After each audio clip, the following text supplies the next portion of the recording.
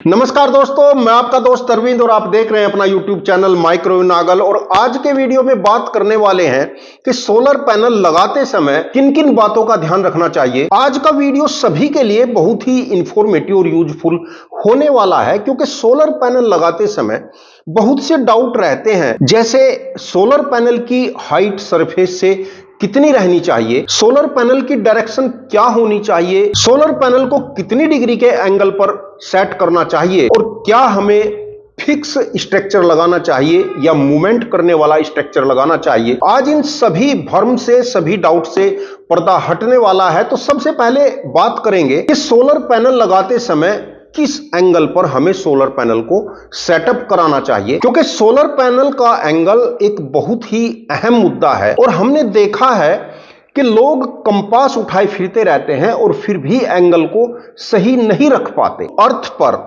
अलग अलग जगह पर और अलग अलग ऋतुओं में सनराइज होने और सनसेट होने की डायरेक्शन चेंज होती रहती है, जबकि कंपास की डायरेक्शन एक ही रहती है, नॉर्थ टू साउथ। तो सोलर पैनल को सही डायरेक्शन और सही एंगल देने के लिए एक बहुत ही सिंपल सी ट्रिक आपको बताऊंगा। आपको अपना सोलर पैनल, जैसे यहां पर सोलर पैनल नहीं है तो मेरे पास जो यह टैब है इसी को सोलर पैनल मान लेते हैं। घर में कोई भी सिंपल सा गिलास होगा वह लेना है। जैसे मेरे पास यह गिलास है, स्टील का हो, कांच का हो, किसी भी टाइप का आप कोई गिलास ले लेना है। ध्यान रखें कि गिलास अधिक टेपर में न हो। जैसे मैंने यह लिया है, यह लगभग स्ट्रेट है। कुछ लोग मानते हैं कि सोलर पैनल की दिशा साउथ में ही रहनी चाहिए। मान लीजिए इधर साउथ है, दक्षिण दिशा है और सूरज अधिकतर दक्षिण दिशा में रहता है। तो मान लीजिए यहां पर सूरज है तो हमें सोलर पैनल की डायरेक्शन यही रखनी है। ऐसा जरूरी नहीं है। यदि आपके पास स्पेस की कमी है या कोई और परेशानी है तो आप अपने सोलर पैनल को इस प्रकार भी रख सकते हैं। इसको डायरेक्शन सूरज की तरफ ऐसे दे सकते हैं। आप सोलर पैनल को ऐसे भी रख सकते हैं, आप सोलर पैनल को ऐसे भी रख सकते हैं। और यदि दोनों तरीके से नहीं रख सकते तो सोलर पैनल को आप ऐसे भी रख सकते हैं। मोटी मोटी बात यह रखनी है कि साउथ की ओर ही हमें झुकाव पैनल का रखना होता है। अब झुकाव कितना रखना है, एंगल कितना रखना है, बिल्कुल सिंपल सी ट्रिक मैं आपको बता रहा हूं। जैसा कि यह आपके पास गिलास है और आपका यह सोलर पैनल है। सोलर पैनल इंस्टॉल करने से पहले एक सोलर पैनल के आगे पीछे कुछ रखकर गिलास को सोलर पैनल के ऊपर आपको इस प्रकार रखना है। समय रहना चाहिए 12 बजे के आसपास का। 11 से 1 के बीच आप किसी भी समय देख सकते हैं। सोलर पैनल के ऊपर गिलास को इस प्रकार आप रखेंगे तो आपको ध्यान यह रखना है कि इस गिलास की परछाई यानी छाया यानी शैडो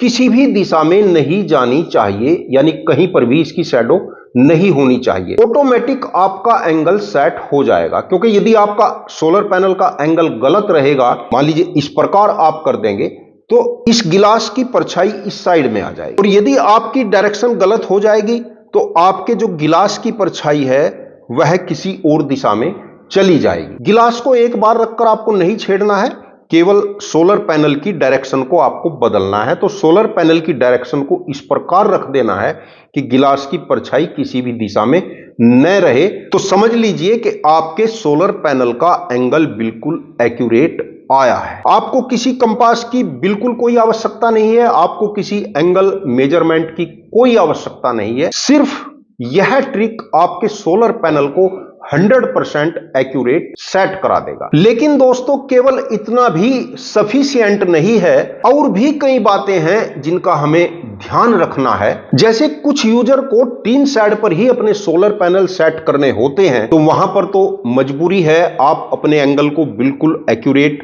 सेट नहीं कर सकते, क्योंकि जिस एंगल पर आपकी टीन शेड डली होगी उसी एंगल पर आपको सोलर पैनल लगाने होंगे। हां, यदि आपके टीन शेड की डायरेक्शन ही उल्टी है, यानी साउथ की तरफ झुकाव नहीं है टीन शेड का, तब आपको अपने सोलर पैनल टीन शेड पर सटाकर नहीं लगाने हैं, फिर टीन शेड से उठाकर और सही एंगल पर ही सोलर पैनल लगाने होंगे। लेकिन यदि आपके टीन शेड का झुकाव साउथ की तरफ है तब आप अपनी टीन शेड पर सोलर पैनल को सटाकर लगा सकते हैं। एंगल कम ज्यादा हो भी जाए तो कोई फर्क नहीं पड़ता है। क्यों नहीं पड़ता है? सपोज करिए हमने अपने सोलर पैनल का एंगल बिल्कुल ठीक रखा हुआ है और हमारे सोलर पैनल का एंगल यह आ रहा है, यानी इस एंगल को हम कम एंगल कहेंगे। मात्र 5 डिग्री का यह एंगल लगभग हो रहा है, मैंने मेजरमेंट नहीं किया है।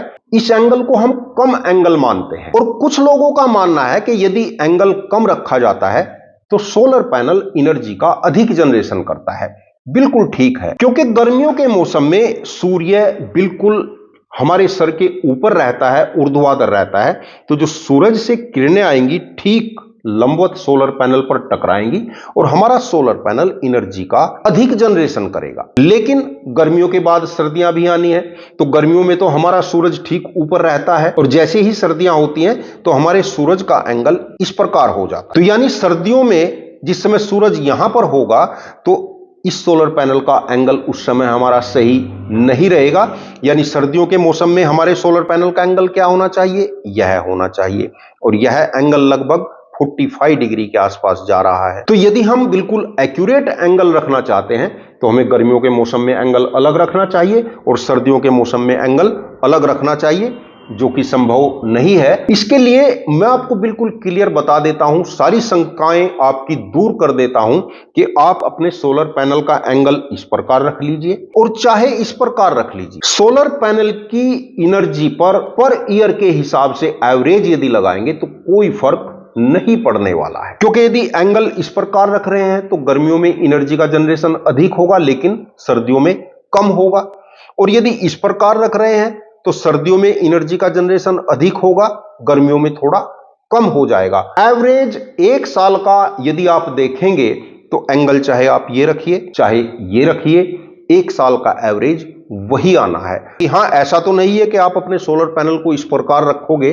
तब तो एक अलग बात हो जाएगी, क्योंकि इस प्रकार एंगल रखने से न तो गर्मियों में ही आपको एनर्जी मिलेगी न सर्दियों में ही मिलेगी। तो अधिक से अधिक 40 डिग्री का एंगल आप रख सकते हैं और कम से कम 5 डिग्री का एंगल आप रख सकते हैं। इस बीच में आप कोई भी एंगल रखेंगे तो 1 साल की एनर्जी पर कोई फर्क नहीं पड़ेगा। गर्मियों सर्दियों में आपको अंतर जरूर लग सकता है, तो इस बात को लेकर बहुत डरने की आवश्यकता नहीं है कि हमें एक फिक्स एंगल ही अपने सोलर पैनल का रखना है। हाँ, बहुत एक्यूरेसी में आप जाना चाह रहे हैं तो जो गिलास वाली ट्रिक आपको बताई है इसको आप अपना सकते हैं, और इस ट्रिक को दिन के मध्य में 11 बजे से 1 बजे के बीच ही अप्लाई करना है। और यदि फरवरी, मार्च और सितंबर और अक्टूबर का महीना हो तो एंगल और भी एक्यूरेट निकल कर आता है। लेकिन दोस्तों, केवल एंगल ही मुख्य बिंदु नहीं है, और भी कई बातों का ध्यान रखना होता है। जैसे यदि आप 15 दिन के अंदर अपने सोलर पैनल की सफाई कर सकते हैं तो आप अपने सोलर पैनल का कम एंगल भी रख सकते हैं, कोई दिक्कत नहीं है। लेकिन यदि आप अपने सोलर पैनल की महीनों महीनों तक सफाई, क्लीनिंग नहीं कर पाते हैं या क्लीनिंग करना किन्हीं कारणों से मुश्किल है, तब आप अपने सोलर पैनल का एंगल कम न रखें, तब आपको अपने सोलर पैनल का एंगल अधिक रखना पड़ेगा, 40 डिग्री के आसपास जाना पड़ेगा। यदि आप सफाई नहीं करते हैं और अपने सोलर पैनल कम एंगल पर सेट करा लेते हैं तो 6 महीने के बाद आपके सोलर पैनल एनर्जी देना बंद कर देंगे। इस प्रकार लगे हुए सोलर पैनल 100 पीस की तरह रह जाते हैं। अब आप सोच रहे होंगे कि सफाई का एंगल से क्या लेना देना, खुली छत पर आसमान के नीचे इनको लगाना होता है, धूल का, कचरे का, डस्ट का इनके ऊपर प्रभाव रहेगा। कुछ दिन के बाद धूल इस पर इकट्ठा हो जाएगी और जो रात को ओस पड़ती है वह उस धूल को और जमाती चली जाएगी। यानी सोलर पैनल के ऊपर डस्ट की लेयर के ऊपर लेयर इस प्रकार जमती चली जाएगी कि हवाएं चलने पर भी वह नहीं साफ होगी और सोलर सेल पर धूप जाना, प्रकाश जाना बंद हो जाएगा, सोलर पैनल एनर्जी देना बंद कर देगा। बिल्कुल सामान्य सी बात है। या तो यूजर को चाहिए कि हर 15 दिन के अंदर अपने सोलर पैनल की सफाई करते रहें। लेकिन यदि सफाई नहीं कर सकते तो हमें एंगल ज्यादा रखना चाहिए।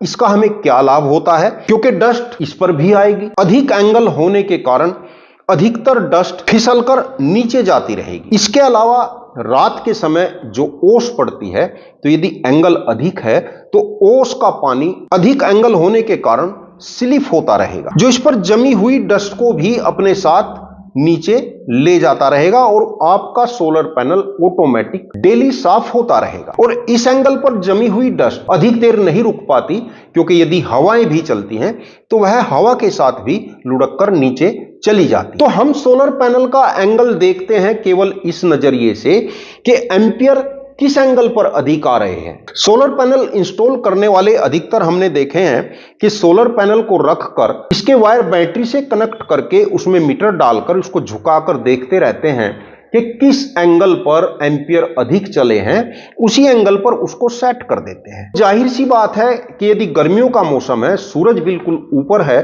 तो कम एंगल रखने पर ही मीटर एंपियर अधिक दिखाएगा। सर्दियों के मौसम में सोलर पैनल को यदि इस एंगल पर रखेंगे तो एंपियर अधिक आएंगे, और यदि इस एंगल पर रखेंगे तो एंपियर हमको मीटर में कम दिखाई देगा। ऐसा नहीं कि 1 एंपियर या 2 एंपियर का अंतर आ जाएगा, इतना अंतर नहीं आता है, मात्र आधे एंपियर तक का अंतर आ सकता है। अब यदि गर्मियों का मौसम है तो इंस्टॉल करने वाला इस एंगल पर लगाकर चला जाएगा, उसको पता नहीं है कि यूजर इसको साफ करेगा भी या नहीं करेगा। तो इंस्टॉल करने वालों के लिए भी और यूजर के लिए भी यह बात बहुत इंपॉर्टेंट है कि यदि क्लीनिंग रेगुलरली समय पर नहीं कर सकते हैं तो आप अपने सोलर पैनल का एंगल अधिक रखें। बेशक हमें सोलर पैनल से 1 या आधा एंपियर कम मिल जाए, कोई बात नहीं, उसके लिए एक सोलर पैनल आप अधिक लगा लें। अब रही बात सोलर पैनल को सरफेस से कितनी ऊंचाई पर रखना चाहिए, तो दोस्तों सोलर पैनल की हाइट का सरफेस से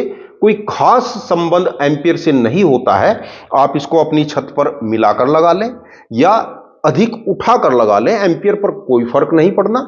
यूजर अपनी सुविधा अनुसार कितनी भी हाइट पर लगा सकता है। कुछ यूजर अपने सोलर पैनल के नीचे कुछ सामान रख लेते हैं या अपना बैठने का भी बना लेते हैं, यानी इतनी हाइट पर रख लेते हैं कि उसके नीचे चल फिर सकते हैं, कोई दिक्कत नहीं है। यदि आपको अपनी छत यूज में रखनी है तो आप अधिक हाइट पर भी लगा सकते हैं, 6-7 फीट की हाइट पर लगा सकते हैं, कोई दिक्कत नहीं। अब बात करते हैं कि हमें स्ट्रक्चर किस प्रकार का लगाना चाहिए, सिंपल आयरन का लगाना चाहिए या जीआई का लगाना चाहिए। तो दोस्तों स्ट्रक्चर से सोलर पैनल के एनर्जी पर कोई प्रभाव नहीं पड़ता है। आप सिंपल आयरन की एंगल लगाएं या सिंपल आयरन का पाइप लगाएं या जीआई का स्ट्रक्चर लगाएं, एंपियर पर कोई फर्क नहीं रहना है। हाँ, यदि आप जीआई का स्ट्रक्चर लगा रहे हैं तो उसकी लाइफ अधिक रहती है, लेकिन यदि आप एक कम बजट का स्ट्रक्चर रखना चाहते हैं तो आप सिंपल आयरन की एंगल कहीं से भी ले सकते हैं और अपने आसपास के किसी मिस्त्री वेल्डर से